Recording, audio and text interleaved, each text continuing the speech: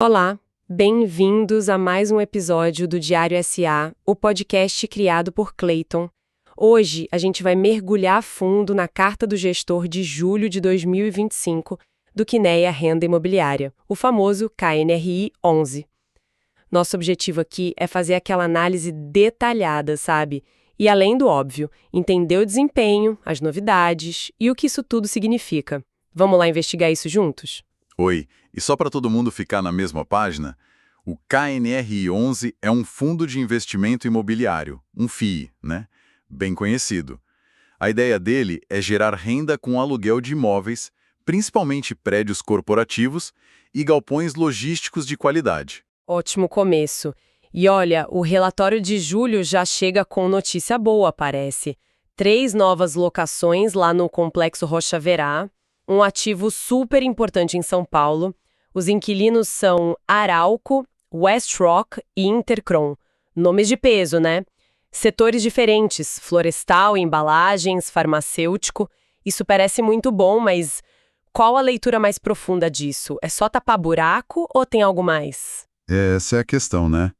Porque não é só reduzir a área vaga. O mais interessante aqui, eu acho, é a qualidade e a diversidade desses nomes.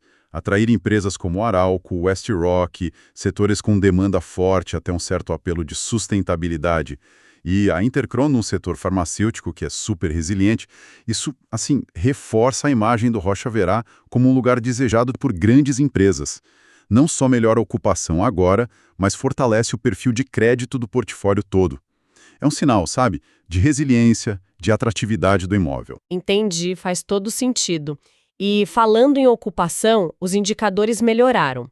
O relatório mostra a vacância física caindo um pouquinho, para menos de 4,4%. A financeira também recuou, ali para perto de 6,1%, mas aí tem a tal da vacância financeira ajustada. Essa caiu mais, foi para uns 7,1%. Me ajuda a entender a diferença na prática entre elas e por que essa ajustada é importante, às vezes confunde um pouco. Claro, vamos descomplicar isso. Pensa assim, ó.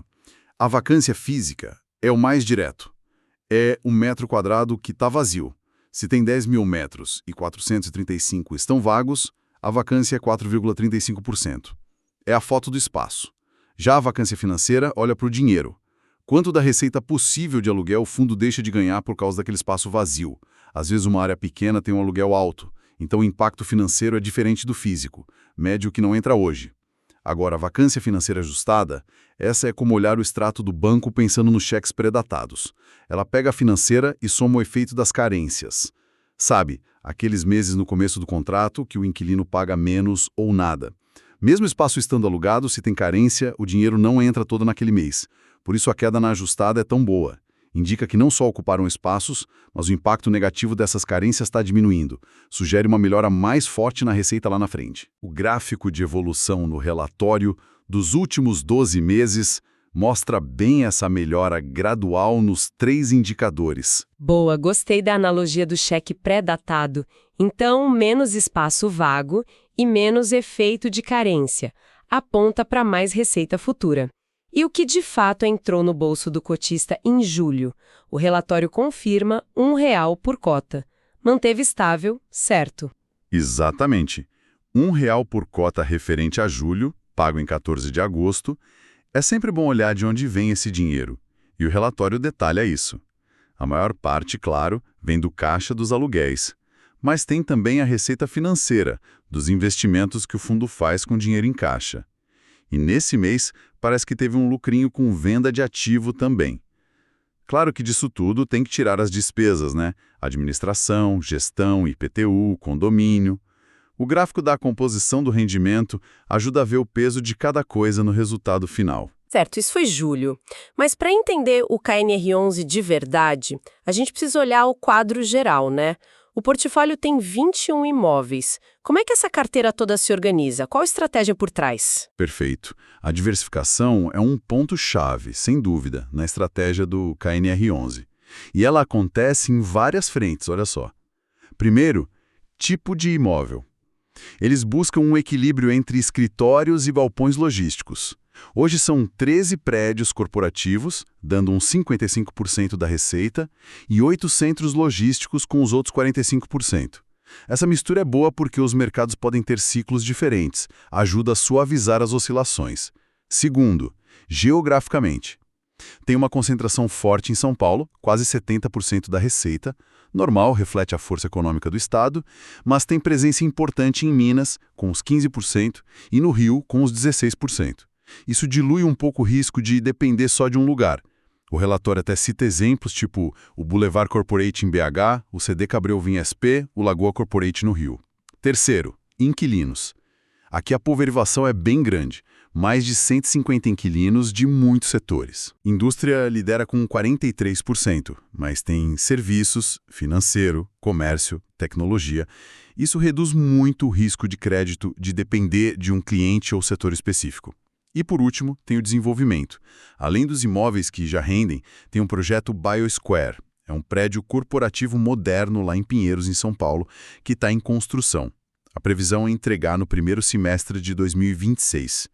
Isso é potencial de crescimento futuro, mas também significa que tem uma dívida específica para essa obra, um ponto para ficar de olho. Essa estrutura parece bem pensada mesmo.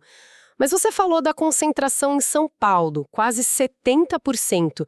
Mesmo sendo o principal mercado, isso não vira um ponto fraco se justo São Paulo tiver alguma dificuldade? É um ponto válido para se ter atenção, sim. Qualquer concentração geográfica traz um risco maior se aquela região específica desacelerar mais que as outras. A aposta do gestor, imagino, é na qualidade dos imóveis dentro de São Paulo e na força desse mercado, que historicamente tem a maior demanda, né? E a diversificação de inquilinos e setores dentro de São Paulo também ajuda a reduzir um pouco esse risco geográfico. Mas sim, é um fator para se considerar na análise. Faz sentido. Agora, e os contratos que geram essa receita? O relatório fala num prazo médio total dos contratos de 9,3 anos. Parece longo, seguro, mas logo depois diz que o prazo médio remanescente é bem menor, 3,63 anos. Essa diferença me chamou a atenção. Isso quer dizer que a gestão vai ter um trabalhão para renegociar nos próximos anos. É um sinal de alerta. É mais um ponto de atenção do que um alerta vermelho imediato, eu diria. O que significa os contratos originais foram feitos para durar sim, dando uma segurança inicial. Mas esse prazo remanescente menor mostra que uma parte importante deles está chegando perto do fim, ou da data de revisão do aluguel, a tal da revisional. O relatório costuma ter gráficos mostrando isso, né? O cronograma de vencimento e o de revisional. E eles geralmente mostram picos de área para vencer ou revisar nos próximos anos. O esboço falava em 2026, 2027 como anos importantes. Aí é uma faca de dois gumes, sabe? Por um lado, é chance de renegociar e talvez conseguir aluguéis melhores se o mercado estiver bom. Por outro, tem o risco do inquilino sair, aumentar a vacância ou ter que baixar o preço para segurar o cliente, principalmente se o mercado não ajudar. É o dia a dia da gestão de FII de tijolo. E dentro disso, é bom notar a divisão entre contratos típicos, que são uns 55% da receita, e os atípicos, os outros 45%. Os atípicos, comuns em galpões feitos sob medida ou para grandes empresas, geralmente têm prazos maiores e multas pesadas se o inquilino sair antes. Dão mais segurança de caixa para o fundo. Já os típicos, mais comuns em escritórios, são mais flexíveis para reajustes e revisionais pelo mercado, mas também tem um risco maior do inquilino devolver o imóvel se a coisa apertar. E a maioria dos contratos é reajustada pelo IPCA, quase 70%, o resto pelo IGPM. E você citou a alavancagem do BioSquare, tem outras dívidas importantes no fundo para a gente ficar de olho? Tem sim. Além do financiamento do BioSquare, que era de 195,3 milhões de reais, corrigido pela TR, mais 9,5% ao ano, o relatório detalha outra dívida relevante. É um CRI, um certificado de recebíveis imobiliários, ligado ao aluguel do Centro de Distribuição Cabreuva. O saldo desse CRI é de 150 milhões de reais, e o custo é IPCA mais 7,25% ao ano. Usar CRI é comum para a FII se financiar, usando os aluguéis como garantia. Administrar essas dívidas, os custos, os prazos, é outra parte crucial da gestão, porque pagar juros e principal consome uma parte do caixa, né? Entendido. Contratos, inquilinos, diversificação, dívidas, nossa, são muitas peças nesse quebra-cabeça. E como o mercado tem olhado para tudo isso? Como o KNRI 11 tem se comportado na bolsa? Olha, historicamente, o KNRI 11 tem boa liquidez na B3. O relatório de julho falou num volume médio negociado por dia de 5,2 milhões de reais. Isso é alto para um FI, facilita para quem quer comprar ou vender cotas. Ele também tem um peso importante no IFIX, o índice dos FIs mais negociados. Está lá entre os 10 maiores, com quase 3% de participação. Mostra que o mercado acompanha de perto. Sobre a rentabilidade, bom, o relatório sempre traz aquelas tabelas comparando o desempenho histórico do fundo, valor da cota mais os rendimentos, com o CDI e com o Ibovespa. Os resultados variam muito, né? Depende da janela de tempo que você olha, de quando a pessoa investiu, tem épocas que superou bem, outras que ficou abaixo, mas é sempre fundamental lembrar aquele aviso. Rentabilidade passada não garante futuro. FI é renda variável, tem seus riscos. E um ponto que sempre dá o que falar é a relação entre o preço da cota na bolsa e o valor patrimonial. Como estava isso em julho? No fim de julho de 2025, segundo o relatório, a cota patrimonial, que é basicamente o valor contábil dos ativos do fundo dividido pelas cotas, estava em R$ 163,44. Já a cota de mercado, o preço na bolsa mesmo, fechou o mês em R$ 142,19. Ou seja, o fundo estava sendo negociado com desconto, algo em torno de 13% abaixo do valor patrimonial. Isso pode ser visto de várias formas, né? Alguns veem como oportunidade de compra. Outros acham que o mercado já está colocando no preço os riscos futuros, como esses vencimentos de contrato que a gente falou, ou o cenário macroeconômico geral. Certo. Então, tentando amarrar tudo isso que a gente conversou, o KNR 11 parece um fundo com imóveis de qualidade reconhecida, uma gestão ativa que mostrou resultados recentes na ocupação e uma estratégia de diversificação que funciona bem. Mas não está livre de desafios, né? Principalmente essa gestão dos vencimentos e renovações que vem por aí, além de administrar a dívida e entregar o buy square. É uma foto complexa mesmo. Exatamente. Os pontos fortes são claros: qualidade dos ativos, diversificação que dilui riscos, gestão experiente.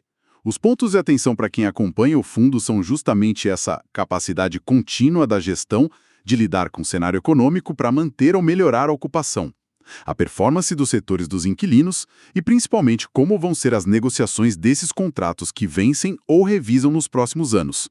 Isso, junto com a entrega e aluguel do BioSquare e a gestão da dívida, vai ditar muito o ritmo dos resultados daqui para frente. Resumindo, então, nossa análise do KNRI 11, baseada no relatório de julho.